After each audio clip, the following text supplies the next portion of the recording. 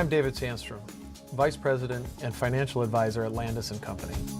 Dave, investors have faced an unprecedented shift in stock market volatility in 2018. It was an extraordinary lull throughout 2017, and now all of a sudden we've got prices going up and down and up and down. How bad is it? Joel, the volatility index, or the VIX as it's commonly called, has certainly spiked early this year. But as you mentioned, we're coming off of this extremely low volatility time frame in 2017. And now in 2018, we've actually just kind of returned to a more normal volatility.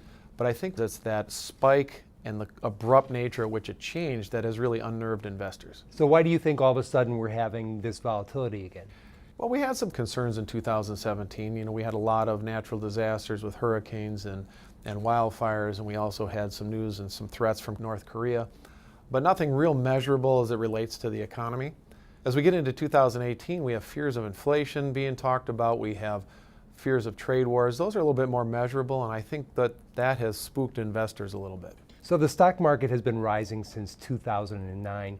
What effect does that long bull market play on skittishness? Well, I think it plays a big role, Joel. I think after you've experienced this ongoing bull market for so long, it's human nature to expect something bad to happen.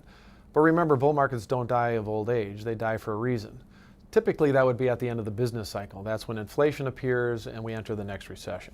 I think that there's still some reasons to be optimistic, however, as corporate earning forecasts remain strong and interest rates are still at historically low levels. The Federal Reserve Board has been raising interest rates since the end of 2015. What about the fear of rising interest rates playing into that volatility? Rising rates are a legitimate concern, Joel, but I think it's important to remember that we're still in the normalization process. So the Fed is still just trying to get back to what they call the normal rate. I think once we get above that and we're aggressively combating inflation, that becomes a very difficult time for stocks. Looking back historically at the 10-year Treasury, 5% is kind of the tipping point. We've seen rising rate environments where the 10-year is yielding below 5%, typically corresponds to rising stock prices. Once we get north of that 5% at the 10-year Treasury yield, that becomes a very difficult time for stocks. So we still have a little bit of room to play with there. So what do you want investors to know about this return to volatility? It's important not to get caught up in the daily swings, Joel.